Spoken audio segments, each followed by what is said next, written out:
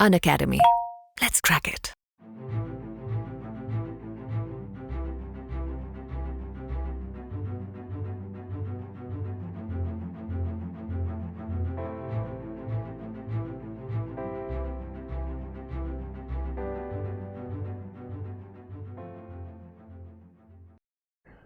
Hi students, in my previous lecture we were on relevancy. We started section 5. We saw that it was the head section which dealt with all the matters of relevancy. We saw in my previous lecture the relationship between logical relevancy, legal relevancy and admissibility, and we saw all the aspects in great details so that all of you are ready for those answers which may occur in all the three forums of our examination. These are very, very important sections from our interview point of view and also from our mains, and even in prelims we have got a lot of questions. We now come to section 6. Section 6 is one section which has found its place again and again in all the forums of our examination. We have to go in great details of this section. Section 6 is famous as res gestae.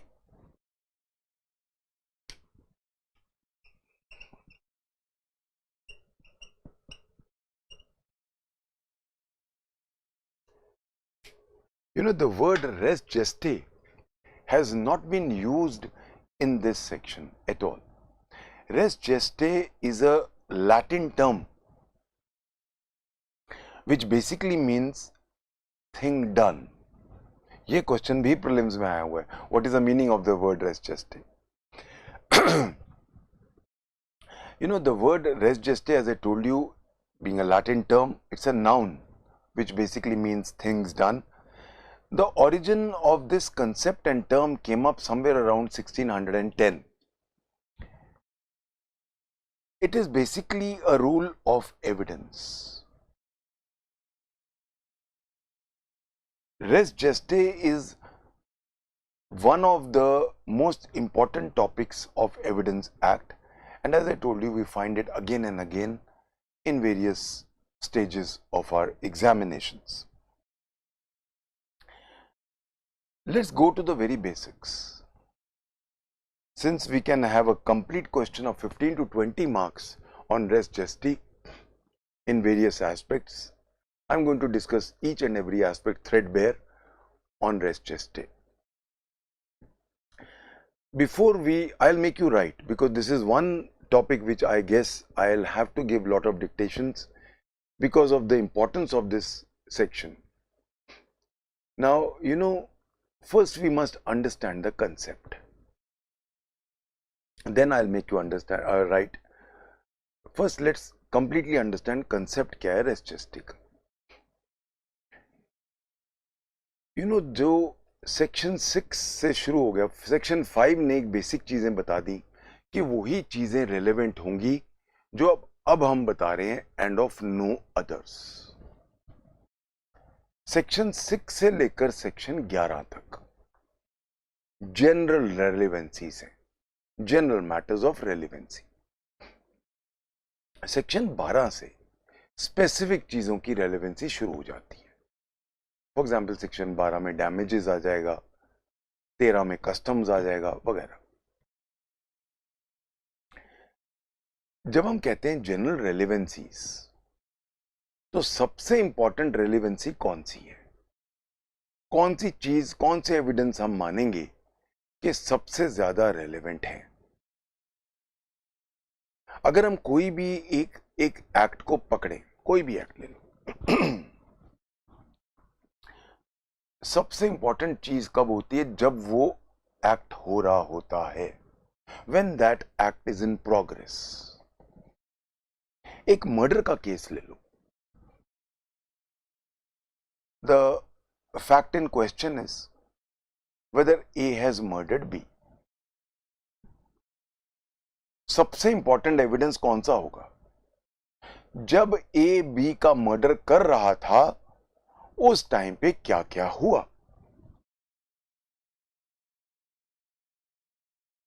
जब ए B का murder कर रहा था उस time क्या क्या हुआ, वो पूरा एक क्या चीज है, एक ट्रांजैक्शन है।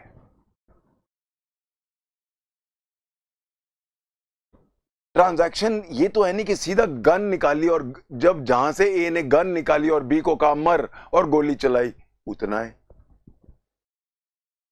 Transaction can not be taken as the last act. A B का मर्डर करने आया, ए जब बी का मर्डर करने आया, उसने गाड़ी जोर से रोकी। गाड़ी रोकते वक्त उसने दूसरी गाड़ी खड़ी थी उसके अंदर ठोकी। उसके बाद वो हवा में गोलियां चलाता ऊपर आ रहा है। लोगों ने जैसी गोली चलाई, चिल्लाए, इधर उधर भागने लगे। दो जो वहां पे नीचे थोड़े बॉडी बिल्डर टाइप थे, उन्होंने उसको रोकने की कोशिश की। उनको उसने मारा, उनको चोट लगी। सीढ़ियों के ऊपर आया, सीढ़ियों से स्टूडेंट्स नीचे जा रहे थे। सपोज मैं भी हूं, एक पुलिस वाला रहा हूं मैं, बड़ी दुश्मनियां है मेरी भी मुझे मारने आ रहा है, सीढ़ियों के ऊपर आ रहा है, स्टूडेंट्स नीचे जा रहे हैं, उनको धक्का मारा। उनमें कुछ गर्ल्स थी, उनको तो और भी बुरा लगा, वो चिल्लाई, उस पर भड़की। देख के नहीं चल सकता है। मेरे यहां आया, दरवाजा खोला, चिल्लाया, तो सोचता था तू बच के जा सकता है। मैं आ गया, मैंने उसको देख के चिल्लाया, तू यहां कैसे आया। हमारी आपस में बहुत शाउट्स हुए, लोग चिल्ला रहे हैं, लोग मुझे बचाने आ रहे हैं। ये सारे उसी एक एक्ट का पार्ट बन गए हैं। उस एक एक्ट जो इतना स्प्रेड है, उसको हम कहते हैं ट्रांजैक्शन। कायदे से सबसे अच्छा एविडेंस कौन सा होता है? जो ट्रांजैक्शन का एविडेंस हो जो ट्रांजैक्शन से ही जुड़ा हुआ एविडेंस हो, क्योंकि वो तो एक्चुअल हो रहा है। बाद में तो हम उससे कनेक्टेड फैक्ट्स लाएंगे।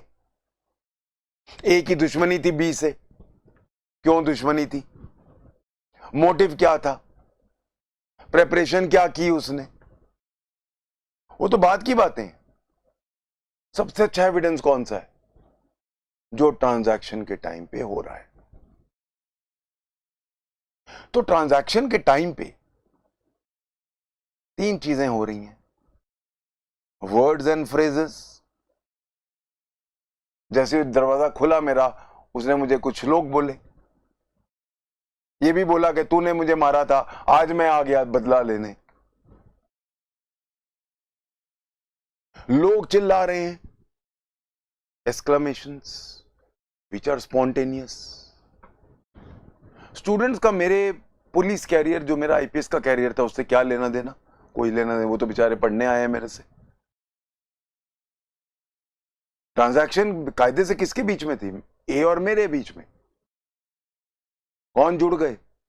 स्टूडेंट्स, पासर्स बाय, जो नीचे खड़े थे, जिसकी गाड़ी ठोक दी, वो अनविटिंगली ट्रांजैक्शन का पार्ट बनते जा रहे हैं। जो भी ट्रांजैक्शन का पार्ट बन गया, चाहे वो पहले फैक्ट इन इशू से जुड़ा हुआ था या नहीं, जब तक ए मारने नहीं आया था मुझे, आप लोगों को पता भी नहीं था ए कौन है, ए की दुश्मनी क्या है मेरे से। बट सडनली आप उस ट्रांजैक्शन का पार्ट बन गए। आप चिल्लाए, आपने ए को पकड़ने की कोशिश की, कोशिश करते दौरान आपको चोट लग गई। So many things happening. So transaction is not only restricted to the last part. जब ए ने गोली निकाल के मारी, ट्रांजैक्शन वहां से शुरू नहीं होता है। ट्रांजैक्शन शुरू होता है जब कायदे से एक इंटरकनेक्टिविटी इतनी स्पॉन्टेनियस, इतनी क्लोज होती है कि वो अब पूरा एक ट्रांजैक्शन के रूप में आता है। That means there has to be proximities of time, proximity of place. ये चीजें जरूरी हैं, तभी तो जुड़ेगा। ये सारी चीजें मिलके बनाती हैं जो हम वर्ड एक यूज करते हैं, ट्रांजैक्शन। ट्रांजैक्शन ही तो मेन चीज होती है। ए ने बी को गोली मार दी, उस दौरान जो जो हो रहा है वो तो मोस्ट इंपॉर्टेंट एविडेंस है। तो सेक्शन 6 जो पहला सेक्शन बनता है रेलेवेंसी का, वो शुरुआत कहां से करता है? जो सबसे इंपॉर्टेंट एविडेंस है। कौन सा एविडेंस? जो ट्रांजैक्शन खुद से जुड़ा हुआ है, जहां से मेरे फैक्ट इन इशू आ रहे हैं। मेरा ट्रांजैक्शन यही है, ए ने बी को यहीं तो गोली मारी है, यहीं से तो सारी कहानी शुरू होती है। तो जहां से सोर्स है उससे जुड़े हुए एविडेंसेस सबसे इंपॉर्टेंट है। तो उसमें जुड़े हुए सेंटेंसेस कौन कौन से होंगे, उसे जुड़े हुए फैक्ट्स कौन से होंगे? क्या बोला गया, क्या एक्सप्रेशंस यूज हुए, स्टेटमेंट्स क्या थी जो इंटेंशन प्रूव कर रही हैं उसकी, बिहेवियर क्या था उसका जो इंटेंशन प्रूव कर रहा है उसका, एक्सक्लेमेशंस क्या थे लोगों के और जो पार्टीज इन्वॉल्व थी उनके। ये सबसे अच्छा एविडेंस है, क्योंकि ये मौके का एविडेंस है। इसीलिए हम इसको सबसे पहला सेक्शन बना रहे हैं। यहां से हम रेलेवेंसी शुरू कर रहे हैं। इसीलिए सेक्शन 6 सीधा सोर्स से शुरू करता है, जो उसका मेन सोर्स है एविडेंस का, जहां से आए, जो मेन जुड़ा है, जहां से मेरा फैक्ट इन इशू आ रहा है, उस चीज की रेलेवेंसी सबसे पहली है।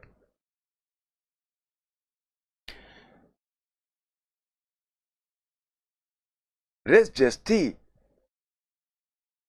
बेसिकली क्या कहता है? कुछ भी लोग अगर मेन ट्रांजैक्शन से जुड़ जाए, जो जो लोग ट्रांजैक्शन से जुड़े हुए हैं उनका, उनके वर्ड्स, उनके एक्सक्लेमेशंस, उनका बिहेवियर, वो सब रेलेवेंट हैं as part of the main transaction. कहानी यहीं से शुरू हो रही है। तो जहां शुरुआत है, द फाउंटेन हेड के साथ जो एविडेंस जुड़ा हुआ है वो तो बहुत अच्छा एविडेंस है। ऐसा एविडेंस जो ट्रांजैक्शन में चाहे पार्टीज ए और बी के साथ जुड़ गया, या वो लोग जो कनेक्टेड नहीं थे मेरे इशू में वो भी जुड़ गए। सीढ़ी से जो उतर रहे थे उनको क्या लेना देना था ए और बी के बीच में? धक्का पड़ा। जो बाहर नीचे दो बॉडी बिल्डर से उन्होंने इसको रोकने की कोशिश की, उनका क्या लेना देना था ए और बी से? कुछ नहीं। बट वो पार्ट बन गए ट्रांजैक्शन का। जब उसने जोर की गाड़ी रोकी और अगली गाड़ी में ठोक दी, वो पार्ट ऑफ द ट्रांजैक्शन बन गया। तो पार्ट ऑफ द ट्रांजैक्शन में वो सारे लोग जुड़ते गए जो चाहे मुद्दे से जुड़े हुए थे या नहीं जुड़े हुए थे, पर अब वो जुड़ गए। क्योंकि उस ट्रांजैक्शन में उन्होंने कुछ ऐसा किया, कुछ ऐसा बोला या कुछ ऐसा देखा जो वो पार्ट बन गए। क्यों हम इसको अलग सेक्शन बना रहे हैं?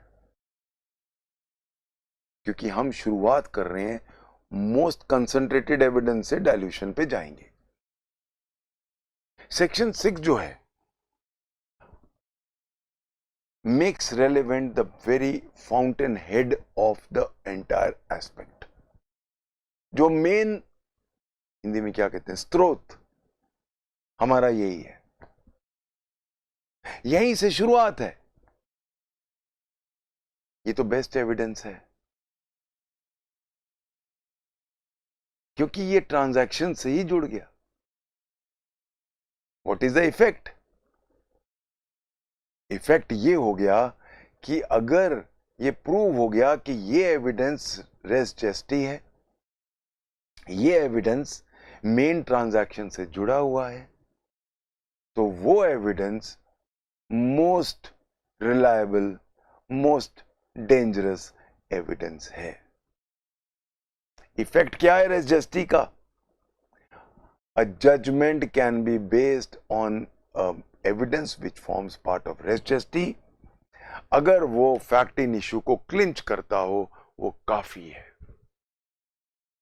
सो रेस जेस्टी का जो दर्जा है, इट इज द हाईएस्ट। इसीलिए अगर मुझे मैं एक पुलिस वाला रहा हूं, कितने डेकेड्स रहा हूं, अगर हमें कोई रेस जेस्टी मिल जाता था,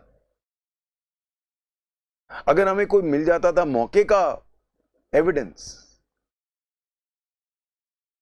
हम हमेशा सोचते थे हमारा केस हम जीत जाएंगे, प्रोसिक्यूशन जीत जाएगा, बिकॉज कोई ट्रांजैक्शन में जुड़ा हुआ है, वो तो मतलब चश्मदीद है,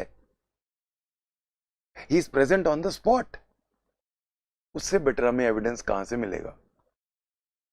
दिस इज द वाई, क्यों सेक्शन 6 अलग बनाया हुआ है हमने, दिस इज द रीजन। ये तो था पहला पार्ट। अब एक क्वेश्चन उठता है मेरा, हम इसको कितना स्पॉन्टेनियस रखें? किस चीज को हम ला सकते हैं? जो बेसिक वर्ड्स हैं रेस जेस्टी के,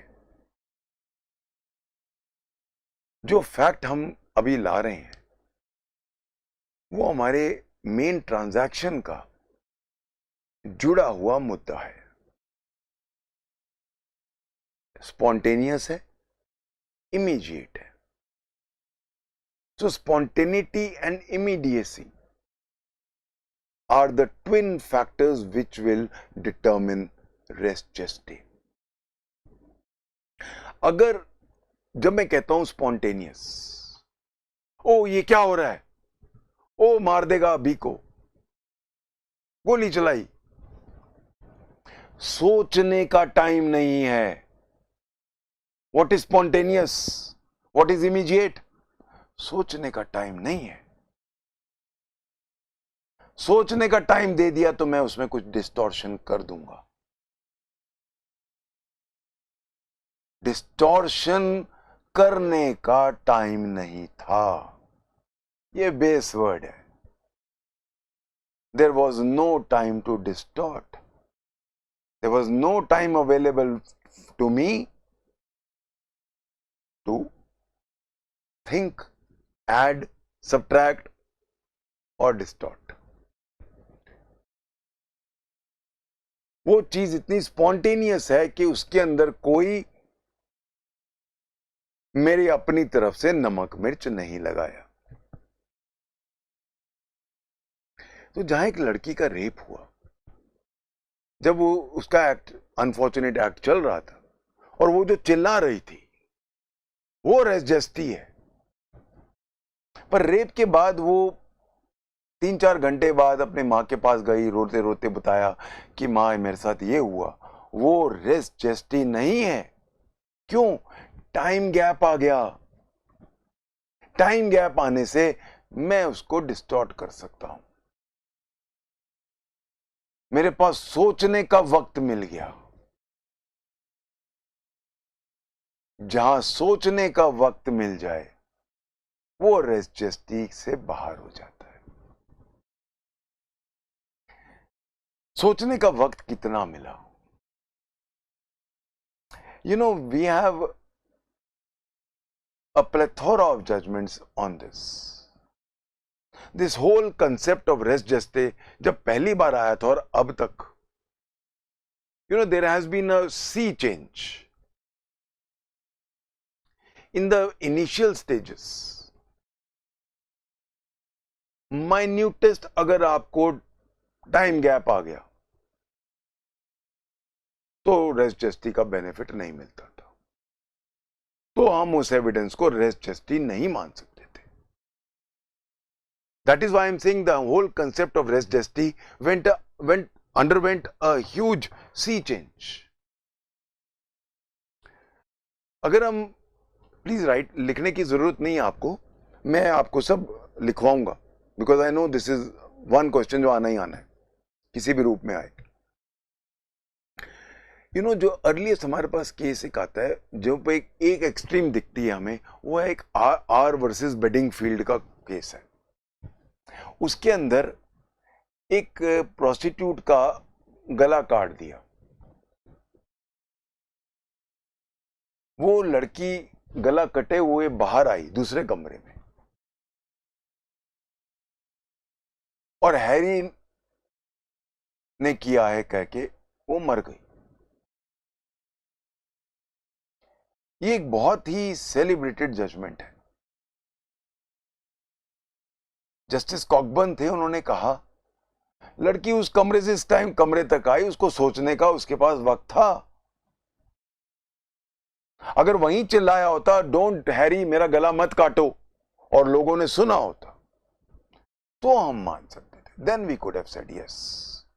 पर ये दूसरे कमरों में आई, जो अगले से अगले कमरे में आई, तब तक तो इसके पास सोचने का बड़ा वक्त था।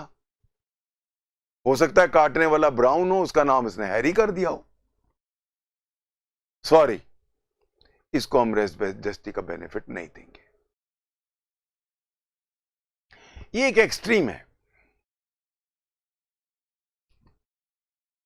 This is one extreme. Aahista Aahista ये चीज थोड़ी डाइल्यूट होती गई। हमारे पास एक केस आता है आर वर्सेस फॉस्टर का, 1834 का। In this case one person saw a car zipping past, तेज गई, उसने एक्सीडेंट होते हुए नहीं देखा, बस कार को तेज भागते हुए देखा।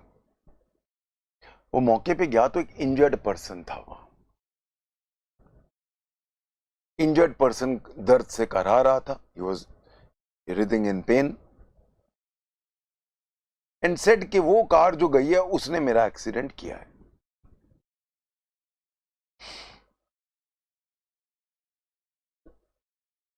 इस केस में जो ये गवाह बना, उसने देखा नहीं था एक्सीडेंट।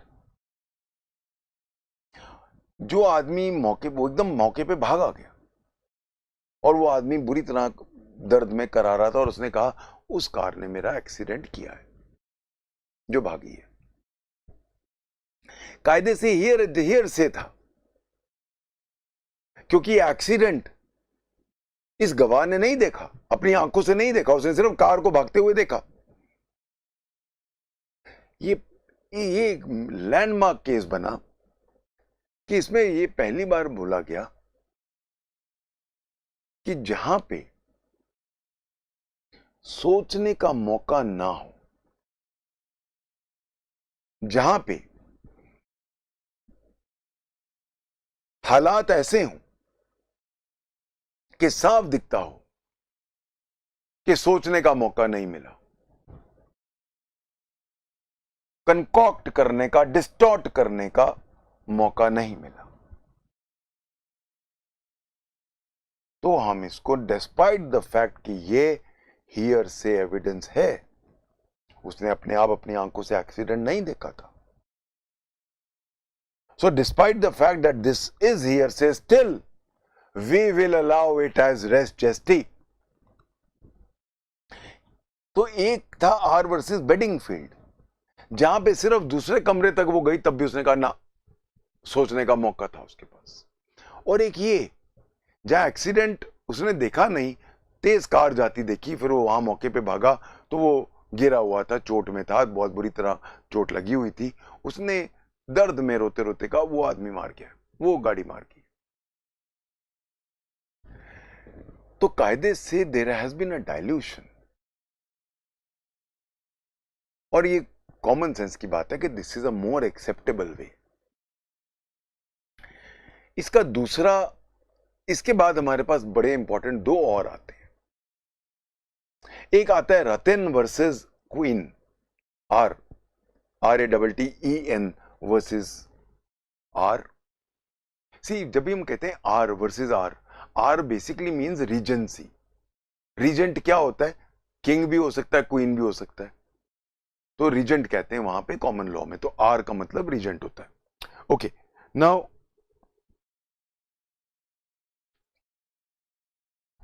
R वर्सेस रीजेंट में, रतन में, RATTEN रतन, इस केस में क्या हुआ था, एक लड़की का फोन गया पुलिस को, पुलिस ने फोन उड़ा, हेलो, उसने कहा मेरा पति मुझे मारना चाहता है, उसके बाद फोन कट गया।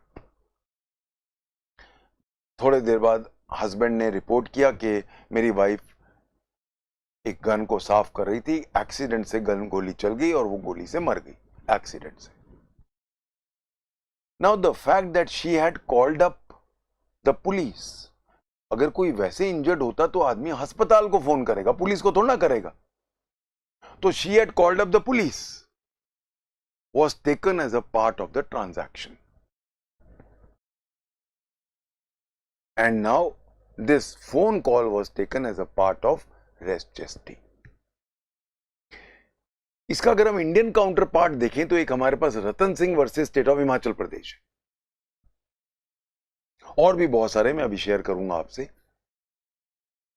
इन this case also what happened कि एक औरत को गोली लगी, वो औरत जोर की चिल्लाई, गोली सुनते ही वो औरत अभी गिरी रही थी, लोग भागे, नेबर भागे, नेबर उसके पास पहुंचा और वो गिरी, पेन में थी, उसने कहा मुझे फलां फलां मार के भाग गया। देखो आप कंपेयर करो बेडिंगफील्ड को और रतन सिंह को, सेम है। वो उसका गला काटा था, वो बाहर निकल के उसने कहा हैरी, यहां पे उसको गोली मारी थी, बस गिर रही थी, नेबर फटाफट आ गया, मरते वो मर रही है और बुरा हाल है, और वो कहती है इसने मारा। सुप्रीम कोर्ट हेल्ड यहां पे जो उसके हालात थे, जिस तरह वो बिहेव कर रही थी, जिस तरह उसने बोला, उसे क्लियर नजर आता है that this woman did not have time और opportunity to concoct, to distort, hence this can be taken as res gesti. इसीलिए जो क्वेश्चन आता है, res gesti is an exception to hearsay, यहीं से बनता है, पूरा क्वेश्चन बनता है। और इसमें आप सीधा आर वर्सेस फॉस्टर से शुरू करोगे, रतन वर्सेस आर पे जाओगे, और फिर रतन सिंह वर्सेस हिमाचल प्रदेश को लेके आओगे।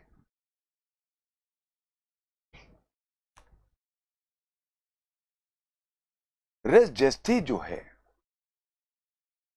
वो बेसिकली एज ए सेट एक ट्रांजैक्शन पे बेस्ड होता है। Whoever becomes a part of the transaction, उसका एविडेंस रेलेवेंट है। एविडेंस एक्ट जो है section 6, as I told you, it does not use the word res gesti anywhere. Transactions section 6 में दो तरह के हैं। एक है सिंगल ट्रांजैक्शन, जो अभी हम बात कर रहे हैं इतनी देर से, और एक और वर्ड यूज्ड है जहां पे जनरल ट्रांजैक्शन है।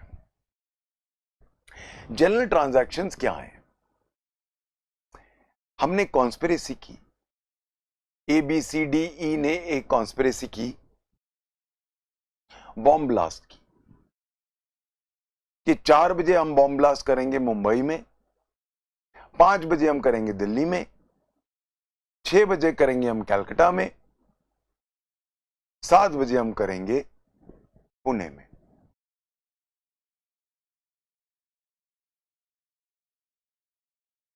अब ये सारा एक जनरल ट्रांजैक्शन मानता है सेक्शन 6। सेक्शन 6 कहता है कि दो तरह के ट्रांजैक्शंस हैं। एक वो ट्रांजैक्शन जो हम पहले डिस्कस कर रहे थे, ए बी को मारने आया, सिंगल ट्रांजैक्शन, और दूसरा टाइप का ट्रांजैक्शन है जहां पे जनरल ट्रांजैक्शन, जो नाम दिया हुआ है, जिसके अंदर वेरियस एक्ट्स हैं, चाहे प्रॉक्सिमिटी ऑफ टाइम नहीं है, चाहे प्रॉक्सिमिटी ऑफ प्लेस नहीं है, बट प्रॉक्सिमिटी ऑफ इंटेंशन है। तो please remember, section 6 deals with two types of transactions: single transaction and general transaction. I hope कुछ I have been able to make sense of whatever I have been teaching you. हमेशा याद रखना है, race zesty का concept क्यों बना था? कि वो लोग जो मेन मुद्दे से जुड़ गए, मेन ट्रांजैक्शन से जुड़ गए, than anything done, and thing done के अंदर क्या क्या आता है? वर्ड जो बोले, फ्रेजेस जो बोले, एक्सक्लेमेशन जो किए, बिहेवियर जो किया, वो सारा not only of the persons concerned, but also of those persons who were not connected with the main fact in issue. Students जैसे मेरे ए और बी के फैक्ट इन इशू लड़ाई में कनेक्टेड नहीं थे। अगर जंगल में ए और बी मिलते तो कोई और बीच में आता ही ना। उन सब का वर्ड्स, बिहेवियर, एक्सक्लेमेशंस, अगर कहीं इंटेंशन नजर आ रही है, वो सारा कुछ रेस जेस्टी की तरह रेलेवेंट हो जाता है। I hope everybody is understood concept क्या है। Now this, we had just discussed what is a concept. Now I'll start dictating and making you write all these things. Let's start writing section 6 के बारे में।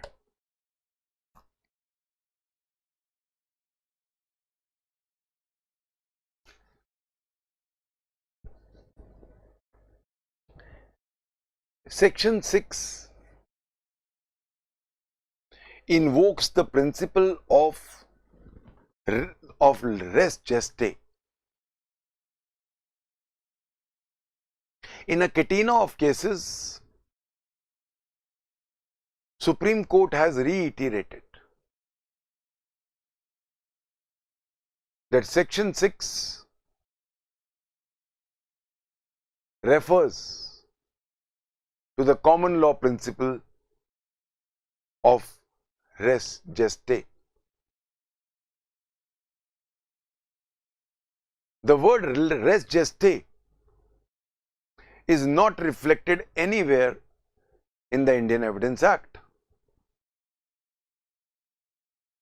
Res gestae, which is a noun, means a thing done.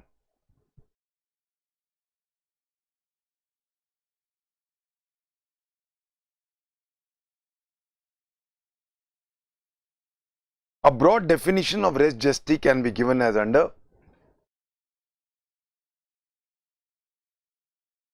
res gestae is a matter incidental to the main fact. I am giving you definition given by Phipson. Res gestae is a matter incidental to the main fact and explanatory of it.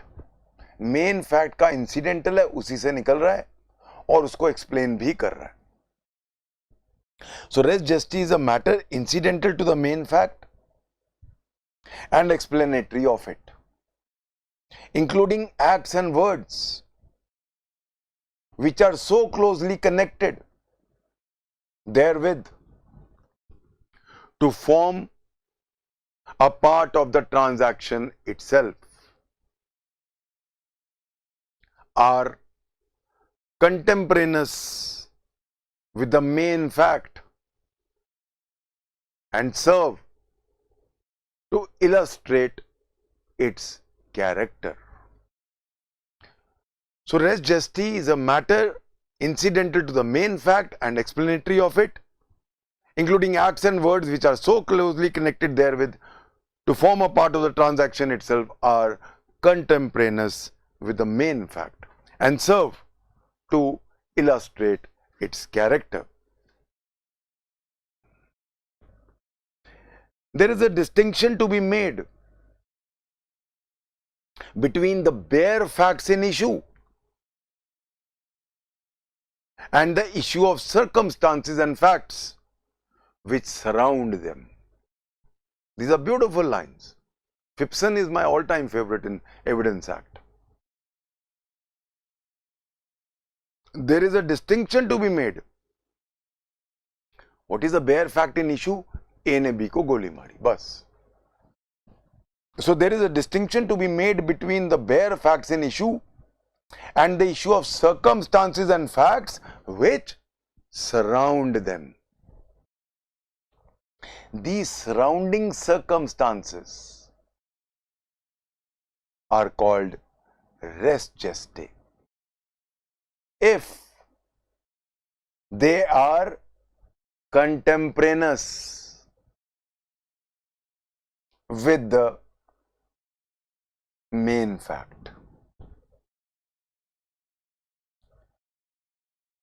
Chamberlain says, Chamberlain, Chamberlayne, Chamberlain says, res judicata should be so connected with the main fact in issue as to form one transaction. And they are part of the act itself.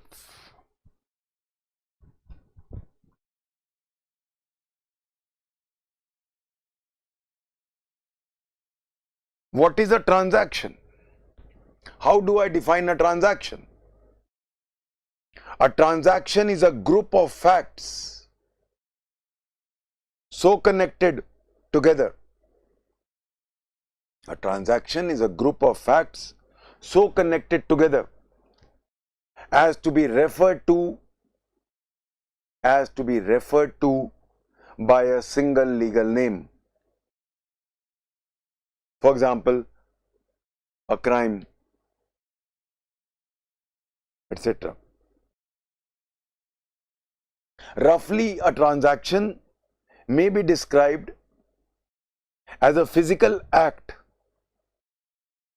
or a series of connected physical acts together with the words accompanying such act or acts. Phipson. This I am quoting Phipson. Phipson is one of the famous authors on evidence. Phipson.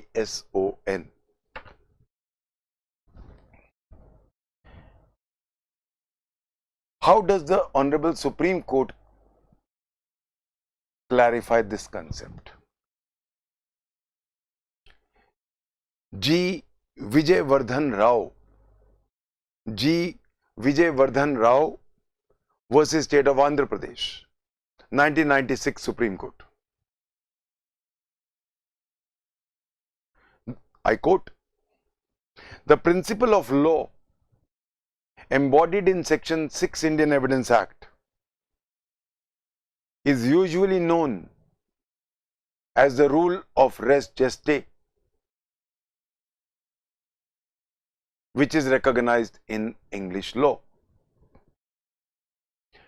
The essence of the doctrine is that a fact which, though not an issue, is so connected with the fact in issue as to form part of the same transaction, becomes relevant by itself. This rule is, roughly speaking, an exception to the general rule that hearsay evidence is not admissible. The rationale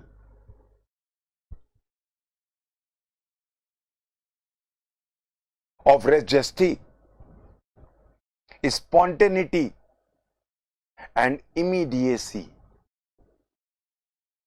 of such statements or facts in relation to the fact in issue. But if there is an interval, however slight it may be, which was sufficient enough for fabrication, then the statement is not a part of res gestae.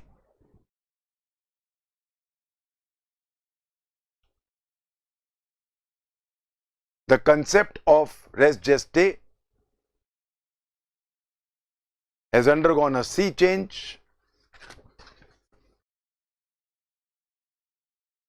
On one end, we have R versus Bedingfield, Bedingfield,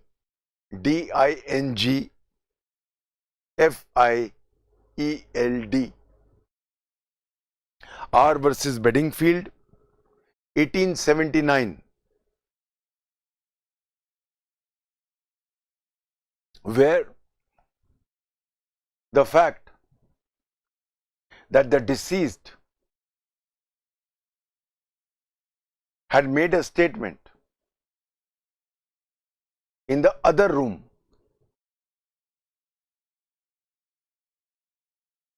and not made a statement while her throat was being cut. It was held that such a statement cannot be taken as res gestae.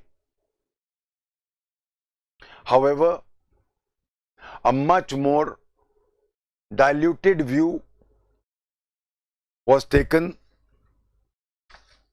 in R versus Foster, 1834, where a person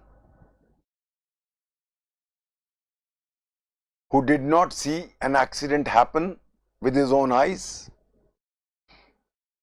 but saw a car zipping past him and saw an injured person lying on the road. The injured person was in pain and stated that the car had caused the accident.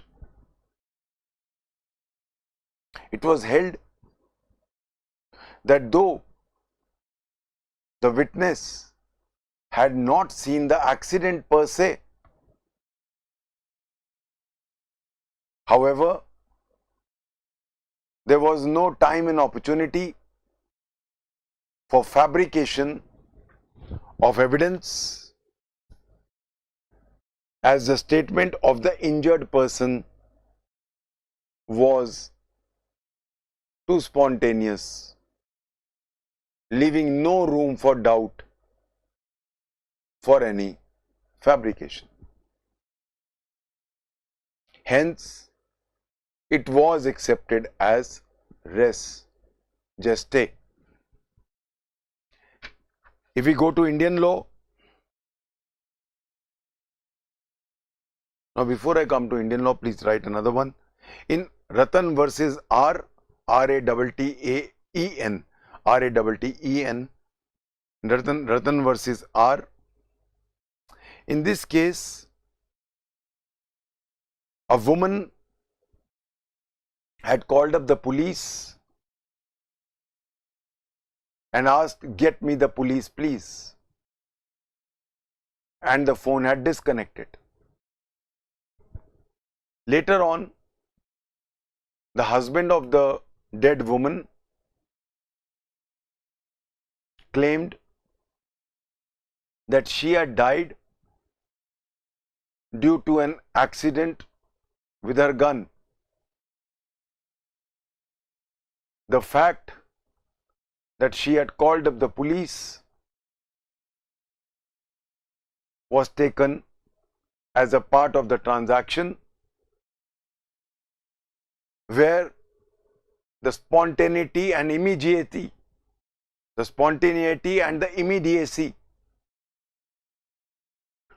was beyond question, and hence it was given the benefit of being a part of res gestae.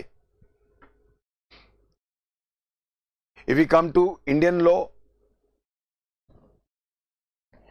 we have the famous case of Ratan Singh versus State of Himachal Pradesh, 1997 Supreme Court.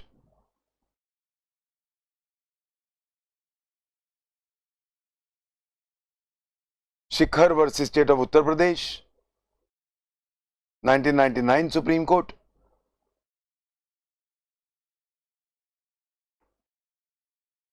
Vijayvardhan Rao versus State of Andhra Pradesh, 1996 Supreme Court, and a catena of other cases. In Ratan Singh versus State of Himachal Pradesh, the accused had inflicted a gunshot injury on the victim, who made a hue and cry. After listening to her cries, the neighbor came running to her. She was able to explain spontaneously the whole incident, including the identity of the accused. It was held that though the neighbor had not seen the actual incident, but the time gap was so minor that it ruled out all doubts regarding spontaneity of the deceased woman's statement. It was held that there was no time and opportunity for the deceased woman to concoct, distort, or fabricate the evidence, and hence it could be taken as a part of res gestae.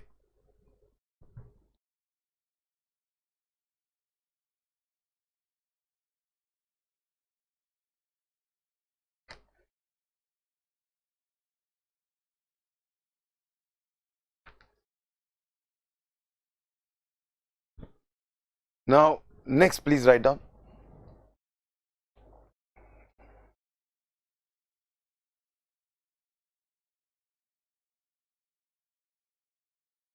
In case of statements made after the event,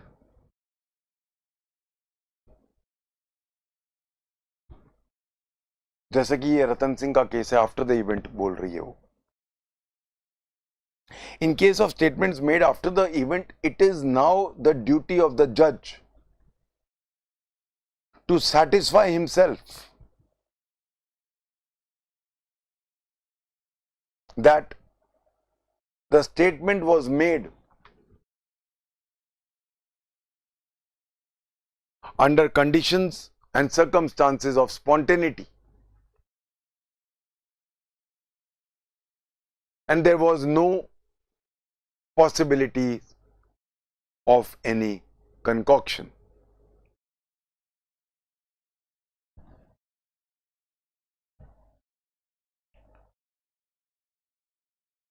What is the test of admissibility or of res gestae? Next heading which I give, what is the test of admissibility of res gestae? First test, whether the act, exclamation or declaration is so intricately interwoven with the principal fact or event so as to be regarded a part of the transaction. तो पहला test क्या है, क्या वो transaction का part है, पहला point. दूसरा, whether it clearly negates any premediation, whether it clearly negates any manufacture of evidence, whether the statements are spontaneous and hence made unconsciously or subconsciously, or was there a time, however small it may be, to fabricate. So the acid test is not only the time factor, but what are the chances of fabricating. For example, if there is an interested witness, he may fabricate in even half a second. There was a case in Punjab जहां पे दो गुटों की लड़ाई थी, एक ने गोली मारी, मरते मरते बुजुर्ग ने दूसरे पार्टी के 4 लोगों का नाम ले दिया जो वहां थे ही नहीं. So these things also happen. That is why I said, अगर by chance बाद में आ रहा है वो स्टेटमेंट, तो A कितना बाद में आ रहा है, B जितना बाद में आ रहा है, क्या उसके अंदर कंकॉक्शन हो सकता है, क्या उसमें स्पॉन्टेनिटी है, उस पे डिपेंड करेगा. I hope now everybody is clear and everybody has written all the aspects of res gestae.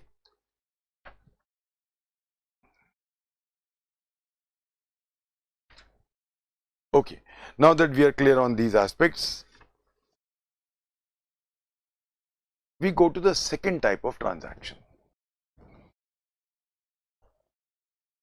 For this purpose, first let's go to the Bare Act. Section 6. Facts which, though not in issue, are so connected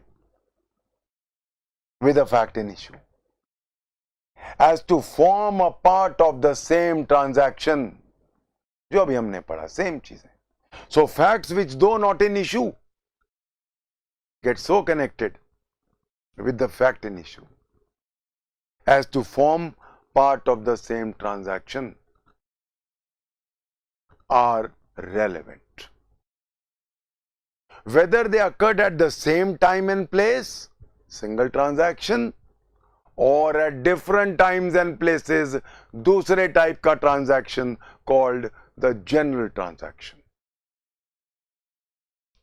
इसके अंदर हमारे पास 4 illustrations हैं. Let's take up the first illustration. First illustration deals with a single transaction. A is accused of the murder of B by beating him. Whatever was said or done by A or B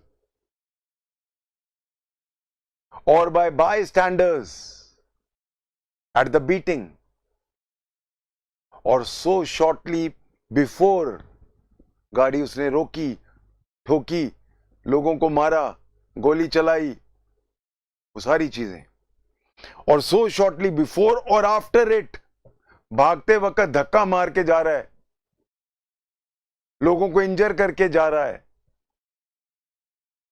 और after it has to form part of the transaction is a relevant fact. So A और B का जो मैंने पहले example दिया आपको, वो पूरा इस चीज में फिट बैठ रहा है. जब वो आया, गाड़ी ठोकी, गोली हवा में चलाई, लोग भागे, लोगों ने पकड़ने की कोशिश की, ऊपर आके उसने बातचीत की, ऊंचा ऊंचा चिल्लाया, बी भी चिल्लाया, वो सारी बातें रेस चेस्टी हैं.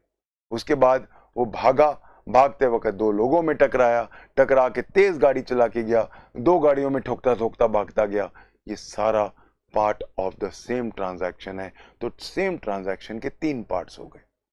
ए just before it, B the act and C just after it. ये तीन पार्ट्स बन जाते हैं हमारे ट्रांजैक्शन के. अब उसमें वो लोग A और B जो मेन मुद्दे से जुड़े हुए थे, और वो लोग जिनका कोई लेना देना नहीं था मेन मुद्दे से, बट वो ट्रांजैक्शन से जुड़ गए अपने बिहेवियर से, अपने एक्ट से, अपने वर्ड से, अपने एक्सक्लेमेशन से, वो सब इसमें पार्ट ऑफ द ट्रांजैक्शन बन गए. एक वर्ड इसमें आ रहा है बायस्टैंडर्स. बायस्टैंडर्स कौन होते हैं? For this we have B Nagaraju versus state of Andhra Pradesh 1984 supreme court. We have Sarwal Das versus State of Bihar 1974 Supreme Court. The word bystanders means persons who were present at the time of occurrence and not persons who gather on the spot after the act was over. Bystander कौन होते हैं? जो जब transaction चल रहा था मौके पे थे. वो नहीं जो मौके पे शोर सुनने के बाद में आए.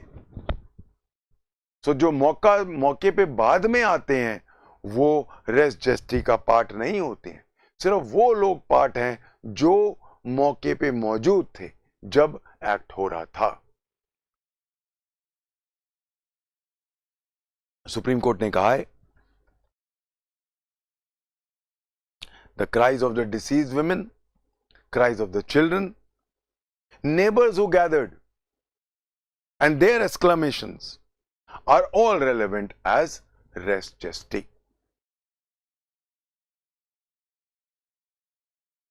Second part is general transactions. I think I've run out of time, so I'll take it up from here tomorrow. I hope everybody is clear on the principle of res gesti. I hope it is not a difficult concept for you now. I've tried to make it very simple. We'll take it up from here tomorrow.